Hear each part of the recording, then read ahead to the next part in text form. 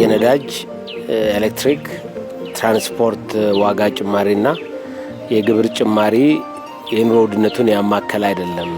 ኮሌራ አዲስ አበባን ጨምሮ በሀገሪቱ ዋና ዋና ከተማዎች ተከስቷል። ጉዳዩ መንግስት ደብቆታል። የኢትዮጵያ ትምህርት ጥራት በእጅጉ የተጓደለ ነው። ለዚህም ዋነኛው ምክንያት ለመምህራን በቂ ትኩረት አለመስጠቱ ነው። በውጪ ምንዛሪ እጥረት የቆሙ ፋብሪካዎች ብዙ ናቸው። የሀገሪቱ እድገት እየተፋጠነ ብዙ ለውጦች እየታዩ ነው። ነገር ግን የህዝባችን ኑሮ እያዋዠቀ ነው። እውነት ወይስ ሐሰት ይላል።